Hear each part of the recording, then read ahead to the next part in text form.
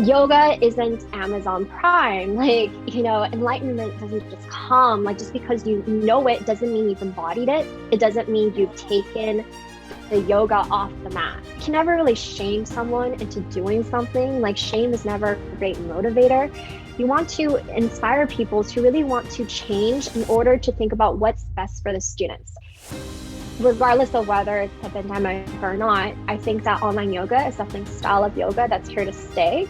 Someone who is an immigrant, someone who is a woman of color, um, a lot of the outside world is telling me things that diminish my power, that take away my power, that try to gaslight me from feeling like I belong and that my thoughts and my opinions, my emotions matter.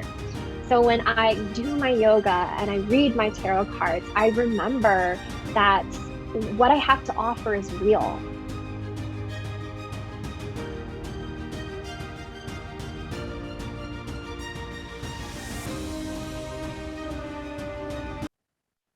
Vanakkam, namaste, and hello everyone. Welcome to the 23rd episode of Inside the Minds of Great Yogis.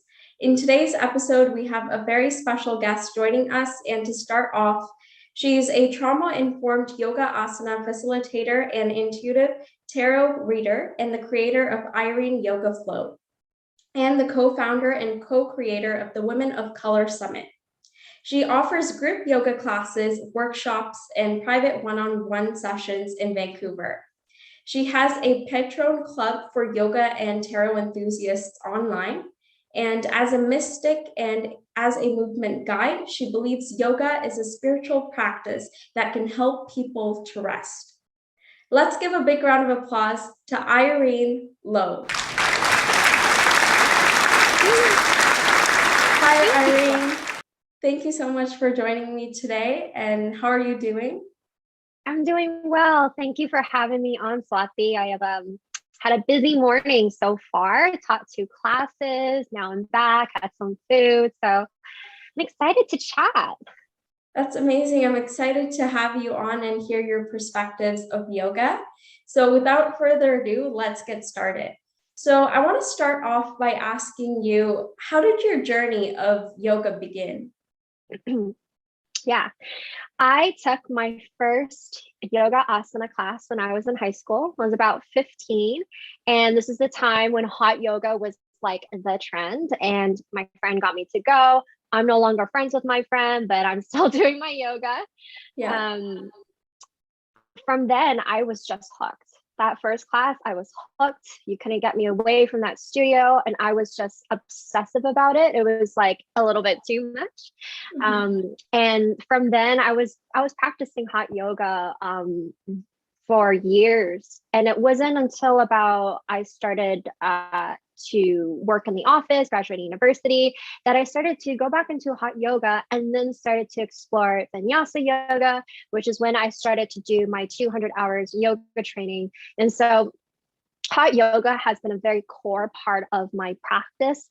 And it's, asana is really the foundation of what I offer and what I really believe in. I also facilitate breath work and meditation, but asana is where I've always felt at home with. And this has always been the funny thing for me, because hot yoga is not a place that is very trauma informed, at least when I started.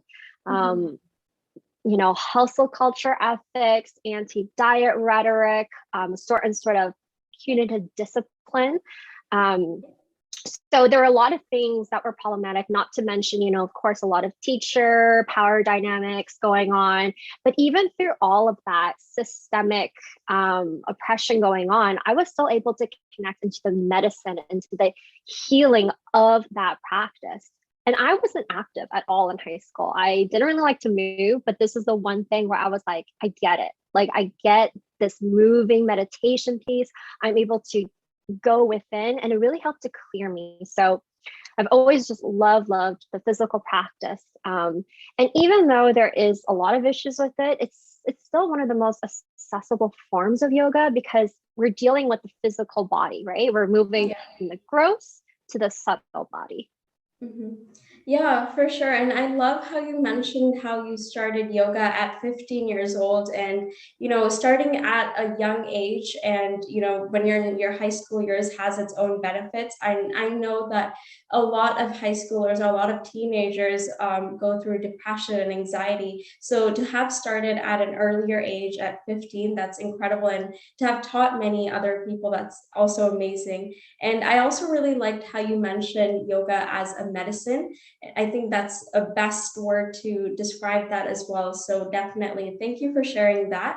And I want to come into the next question by asking you, what is your perspective on the commodification of yoga in the West? Hmm. Yeah. So commodification is very rough definition, right? Like that's when a basic good or service in the marketplace becomes standardized. It becomes an object that's easily marketable. So yoga in the West has definitely become a commodity because what do we associate yoga with? We associate with asana, right? So it's very Yeah. much a marketing of the body, even though we know that yoga is so much more than that. So when we talk about the commodification of yoga in the West, a lot of people think it's this physical lifestyle body where it's athletic people frolicking outdoors in inversion practice. And it is like that is Yeah. definitely a big part of it. What I'm interested in and what I do workshops on is talk about consumption intellectually. So, Right. what does it look like to commodify the spirituality of yoga, right? Because this topic is tied into decolonizing yoga. And when we want to Yeah. decolonize yoga, we have to explore how we are receiving information and, and how we're doing it under a capitalist framework. So, for example, Mhm. it's not only who are you learning from, right? But it's how you are valuing your learning. I see this a lot happen with um, spiritual practitioners in general, where one of the first questions they'll ask is like, "What is a book that I can read?" Books are amazing, totally valid question, but it points to this idea of consumption of like, if I buy this book, if I buy this training, then I'm going to get the wisdom. I'm going to know. But we know that just because you actually know something doesn't mean you actually embody it. And I think that when commodification happens, it's when we think that we can just buy and then it just happens to us. But like yoga isn't Amazon Prime. Like, enlightenment doesn't just come. Like, just because you know it doesn't mean you've embodied it. It doesn't mean Yeah. you've taken the yoga off the mat. So I'm really interested in that aspect of commodification of like, what values are we placing on our learning and how can we learn not to rush so much? I feel like there's this desire to want to know everything, which is like so human and so normal, but then it puts like pressure on us to be like, I need to know everything like right now. And it's like, you can't learn everything right now. You can't learn everything in this lifetime. So Mhm. don't even try to like go there. Yeah. Yeah, for sure. Thank you for sharing that. And I think the concept of commodification of yoga in the West seems very important. And you gave us a clear picture of how it's structured and how you use it as well in your practices. So, yeah, definitely. Thank you for sharing that. And I want to come to the next question by asking you, so what are your thoughts on yoga teacher training? Mm, yes, I have many. um, you know, yoga teacher trainings in the West, and it's a cash grab for most studio owners and teachers, right? Yeah. This means that people are creating trainings for the purposes of making money. We live under a capitalist society. We all got to pay bills, but then there's a certain balance, right? Where Mhm. now you're seeing people who maybe took their training a year ago. Now they're selling their own training to others. And then for me, that's where I think this is where the ethics come into play and the responsibility of the yoga studio, the yoga teacher, the certification body who says that this training is legitimate for people to take. I think that we all need to take more responsibility in terms of that balance between living in a society where we do need to make money as householders, but also respecting this very ancient wisdom tradition and not diluting it. So I think that that's one thought I have on yoga teacher training. Another thought that I have is that a lot of it is marketing.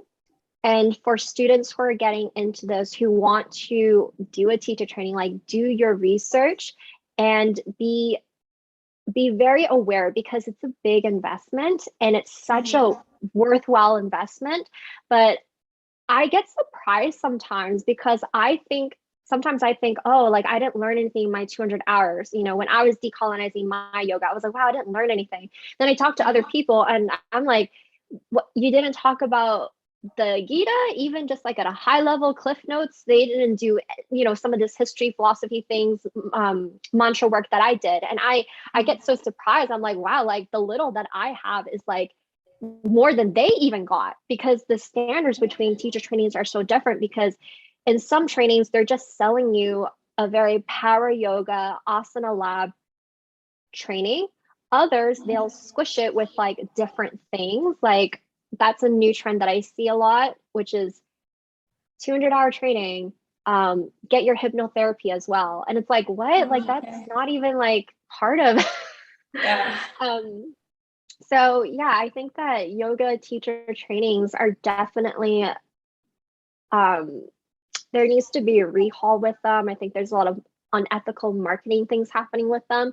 But doing your research, they are worthwhile, and you do find people. Like I was able to find community through the teacher trainings that I've been in, but it took research to get there. Yeah, for sure. I absolutely love how you mentioned researching everything as well as marketing. It's the way that yoga teachers market stuff, and it's interesting how much people get attracted to those things. Like if it's like, you come to this yoga class, you'll also get this as a bonus or whatnot. So a lot of people are attracted to that as well. And I think I really liked how you mentioned the fact about doing our research so that we know which classes would be suitable for our needs.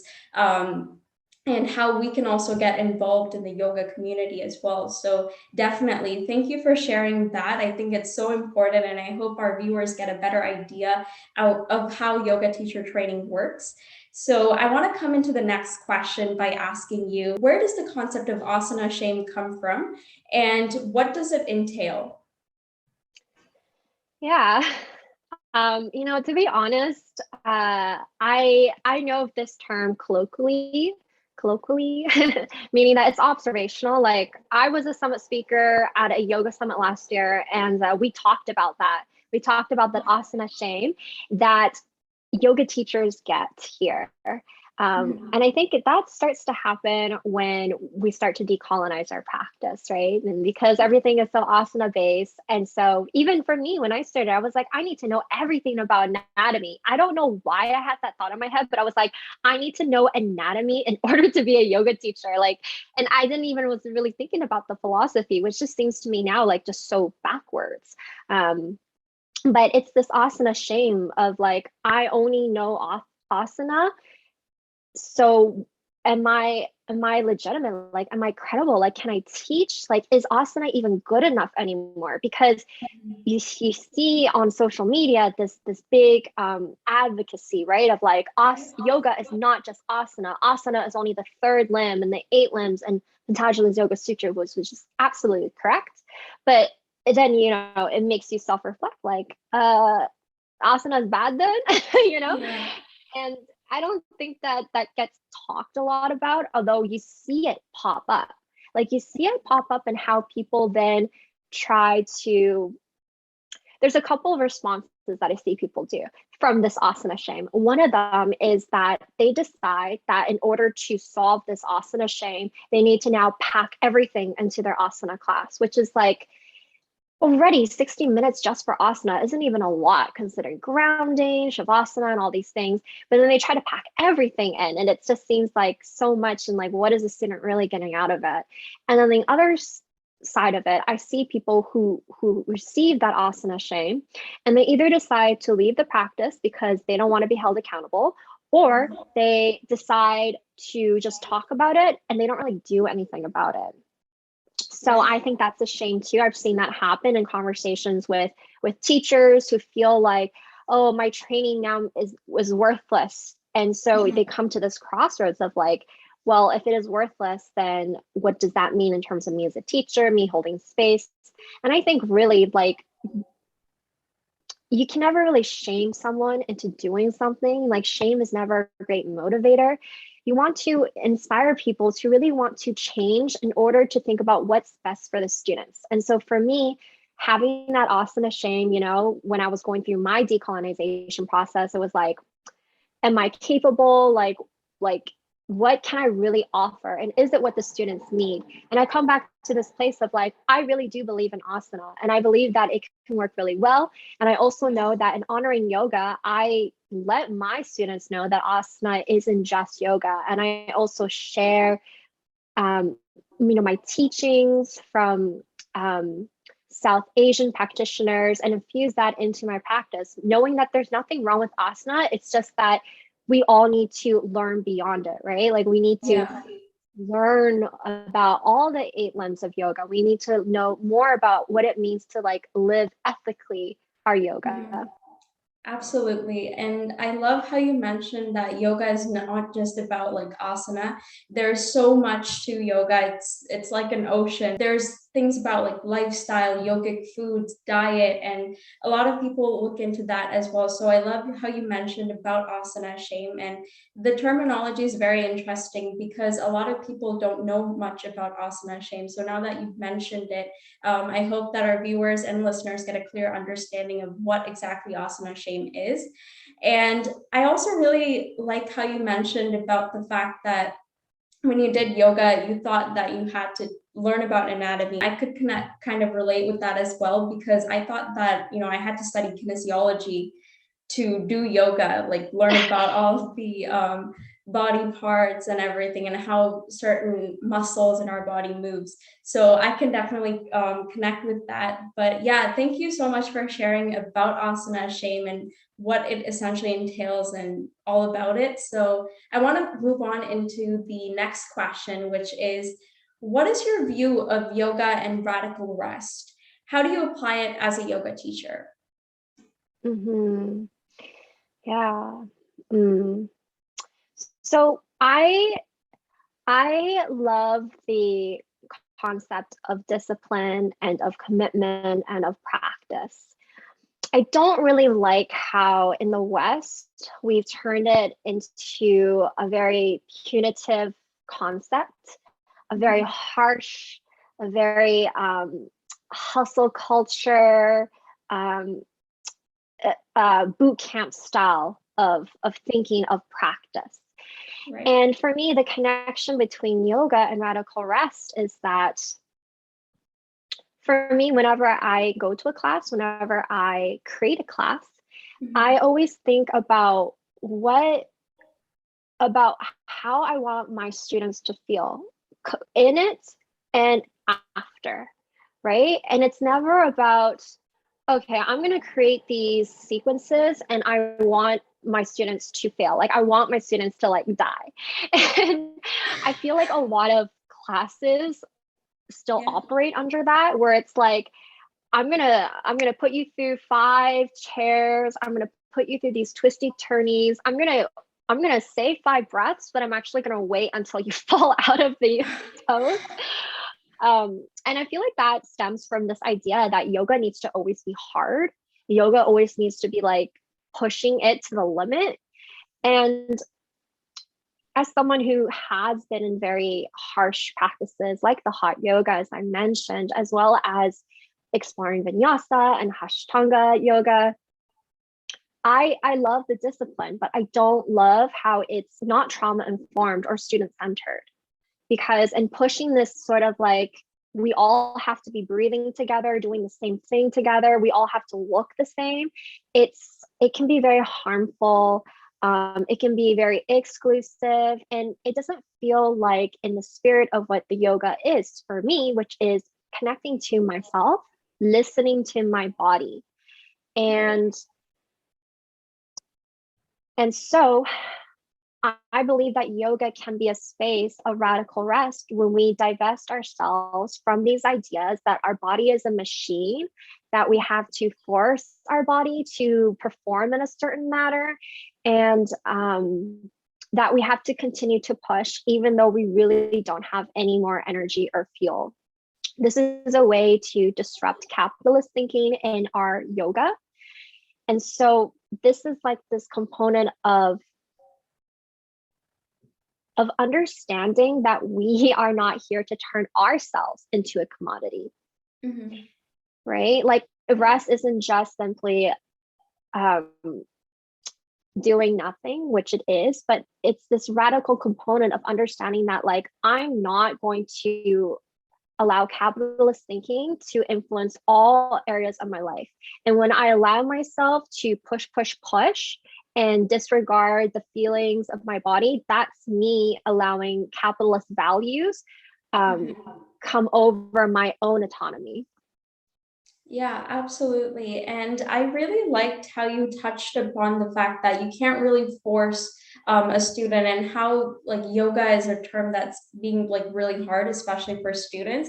And I kind of like disagree with the concept of pushing it too hard on students. I think it should be something that they should come to and kind of realize that it's nothing difficult. It's just to calm their mind and relieve stress. So I definitely agree with that, with what you mentioned. And I also really like how you touched upon the concepts of capitalism and with along with yoga. So I think that's quite interesting.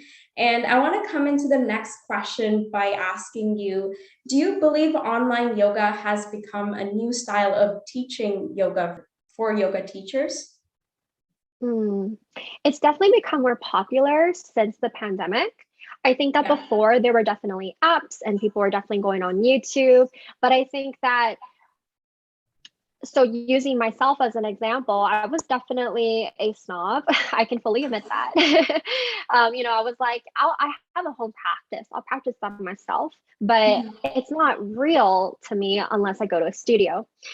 Right. And the pandemic really changed my mind. And it wasn't until I started practicing with actually my teacher that I did my vinyasa training with that I got online yoga. I was like, oh, like I actually feel like I'm with her, and I'm able to practice with her without any distractions and things like that. So the pandemic, they're saying that we're in the sixth wave here. And honestly, regardless of whether it's a pandemic or not, I think that online yoga is definitely a style of yoga that's here to stay because it's accessible. So many people are on it. And it's just so convenient. It's so convenient. And you're just reaching so many people. And for me, like I have a Patreon, I have a YouTube. I really love to teach Zoom yoga because I'm able to like connect with students who are not in my city. And I really value that. And I also really love being able, as myself, as a student, to be able to be like, okay, I'm going to take a 30-minute practice here at like 11 a.m. And I don't have to rush or go anywhere. Yeah, for sure. And I really like how you mentioned your social media, like YouTube and Instagram as well. I just find that Instagram and like other social medias are an excellent way of marketing your pages and connecting with students as well. Online yoga classes have been a new norm, and the one thing I miss about the in-person yoga classes is that there's no like hands-on when it comes to online yoga classes. I think with the online, we're able to connect with a lot of people as well, as you mentioned. So yeah, thank you for sharing that. And I want to come into the next question by asking you, so alongside yoga, you also do tarot reading. So what have both of these skills taught you about yourself? For me, what it's taught me about myself is really, it's the intuition piece. Both Right. practices are really intrinsic to my sense of self-worth and my sense of self-confidence. And when I receive this intuitive healing, I'm better able to show up for others. And so for me, intuition is that knowing that is not based on anything rational and there's no reason behind it, but I just know.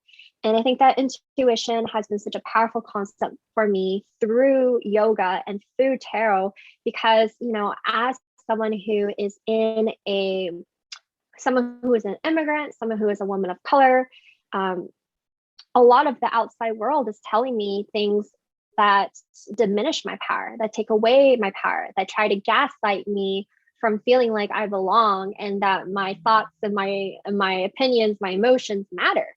So when I do my yoga and I read my tarot cards, I remember that what I have to offer is real, right? And that validation comes from within.